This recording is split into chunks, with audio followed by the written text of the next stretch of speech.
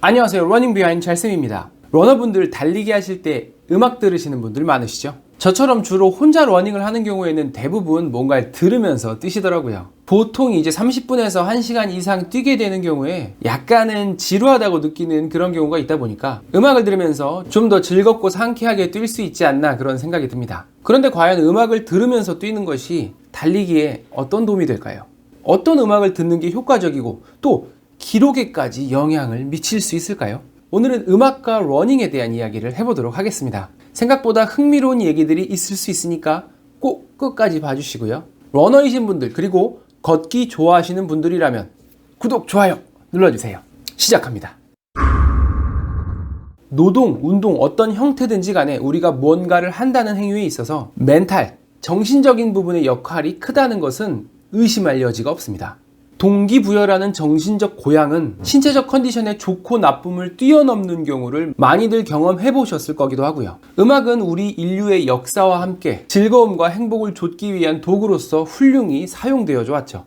우리는 음악을 통해서 신나고 흥분되기도 하고 차분하고 편안해지기도 합니다. 이렇게 책상만 두들겨도 박자가 만들어진다는 것은 어떤 그런 우리의 인생에 항상 음악이 함께 한다는 것을 의미하는 게 아닐까요? 저 고등학교 때는 CDP가 유행이었거든요. 없는 애가 없었어요.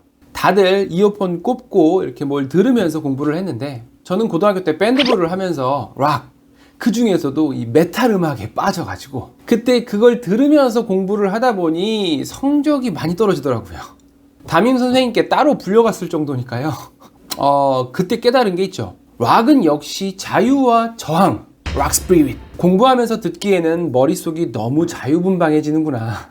반대로 요즘은 파도 소리나 빗소리 이런 거 들으면서 책을 읽거나 글을 쓰거나 하면 조금 더 편안하게 풀리는 그런 느낌이 있더라고요. 실제로 수작업을 하는 공장에서 신나고 경쾌한 음악을 틀고 일을 진행했더니 생산량의 30%가 증가했다는 이야기가 있습니다. 그만큼 음악의 역할, 이게 작지가 않다는 건데 그렇다면 운동과 음악 사이에는 어떤 연관성이 있는 걸까요? 음악이 없는 헬스장 상상이 되시나요? 첫 번째, 음악은 운동에 있어서 얼고제닉 이펙트, 파워 증대 효과를 가집니다. 근력의 아웃풋을 향상시킴으로써 운동의 강도를 더 높게 수행할 수 있게 해준다는 거죠.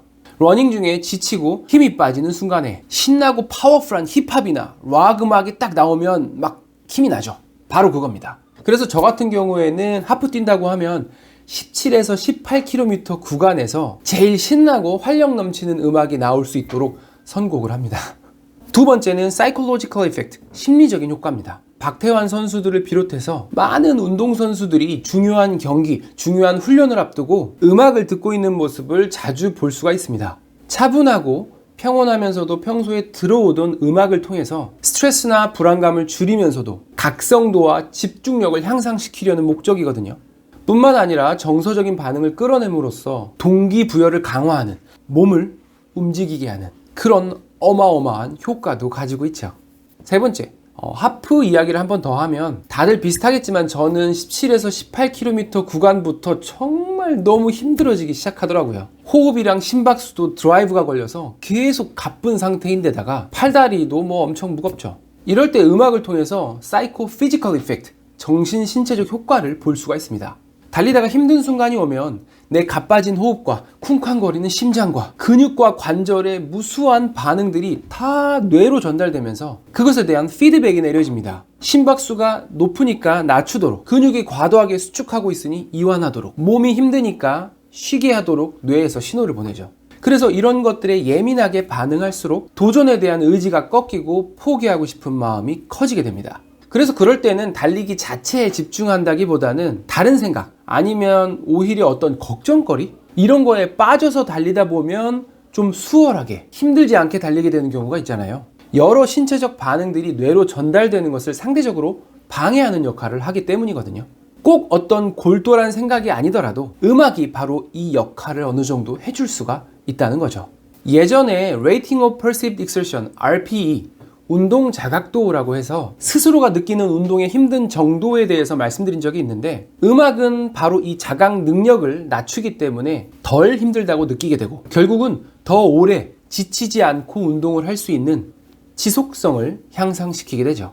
네 번째는 Psychophysiological Effect, 정신생리학적 효과입니다. 산소 소비능이 증가하고 신경근 효율을 높임으로써 신진대사 활동이 더 활발해질 수 있는 효과를 가집니다. 음악을 통해서 신체 능력, 전체적인 스탯이 살짝 향상한다는 거죠.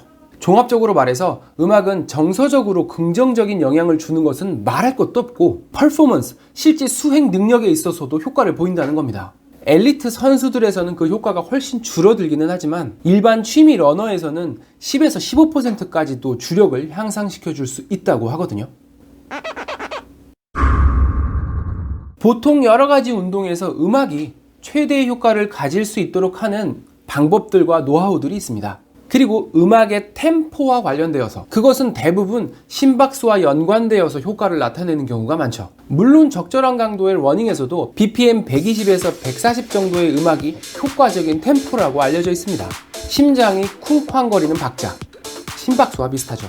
그런데 러닝에서는 다른 운동과 비교해서 템포와 관련된 한 가지 차이점이 있습니다. 러닝은 리드미컬한 움직임, 동일한 사이클의 무수한 반복이잖아요. 그 러닝 사이클의 박자와 음악의 템포를 맞출 수가 있다는 거죠. 템포와 케이던스의 싱크로나이제이션, 동기화라고 하는데요. 러닝은 발소리가 툭툭툭툭 나게 되는데 그 소리가 1분에 몇 회 나는지가 바로 케이던스가 됩니다. 걸음의 경우에 케이던스는 보통 100에서 120회, 러닝의 경우에는 페이스에 따라서 150에서 190회까지도 나올 수가 있는데요. 음악의 템포에 케이던스를 맞춰서 뛰게 되면 일정한 속도를 유지할 수가 있겠죠. 저도 최근에 이런 방식을 활용해서 5km PB 달성을 했는데요.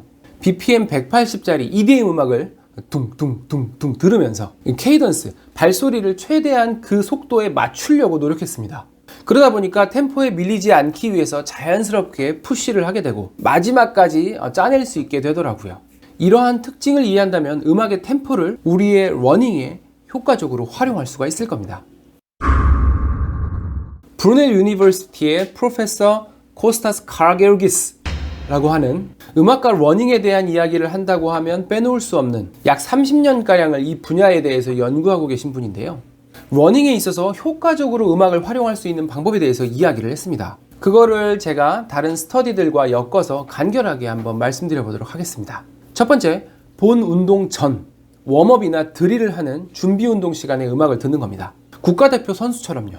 경기 전에는 조금 차분하고 마음을 가다듬고 불안감을 해소하는 음악을 듣는 것이 좋다고 하고요. 훈련 전에는 약간 텐션을 올리고 집중력을 높일 수 있는 그런 음악이 효과가 있다고 합니다. 보통 웜업이나 드릴이 루틴이 있기 때문에 마찬가지로 음악도 어느 정도 루틴을 만들어주는 것이 효과적이고 이게 본 운동이나 경기에서 픽 퍼포먼스, 최대 성과를 낼 수 있게 해준다라고 이야기를 합니다. 두 번째, 실제 러닝 시에는 어떤 음악을 들어야 하는가? 러닝 시 듣는 음악은 이 케이던스를 음악의 템포와 맞출 거냐 맞추지 않을 거냐 요거에 따라서 두 가지 형태로 나뉘는데요. 싱크로너스와 에이싱크로너스. 싱크로너스는 동기화한다는 뜻, 그러니까 맞춘다는 뜻이죠. 에이싱크로너스는 템포와 상관없이 자유롭게 뛰는 겁니다. 보통 싱크를 맞추면서 달릴 때 쓰는 음악을 모티베이셔널 뮤직이라고 하는데 박자가 메트로놈처럼 일정하면서 명쾌하게 잘 들리는 그런 음악을 듣게 됩니다. 조금 주의가 필요할 수 있는 부분을 말씀드리면 아까 저는 180bpm에 맞춰서 뛰었다고 했잖아요. 이게 잘 뛰시는 분들은 오히려 이 음악 템포 때문에 제동이 걸리게 될 수가 있거든요. 예를 들어서 보통 케이던스 170 정도로 뛰는 러너가 BPM 150짜리 음악을 듣다 보면 나도 모르게 달리기 리듬이 느려지는 경우가 있을 수 있다는 겁니다. 그래서 엘리트 선수들에게 있어서 이런 식의 음악의 효과는 미비할 수밖에 없죠. 반대로 에이싱크로너스는 그런 거 없이 음악은 음악대로 흘러가고 나는 내 박자대로 뛰고 저 같은 취미 러너분들이 조깅하면서 듣게 되는 그런 형태죠. 뭐 아이돌 노래나 아니면 팝송, 힙합, 락 보통 상쾌하고 신나는 음악을 주로 듣게 되는 것 같고요.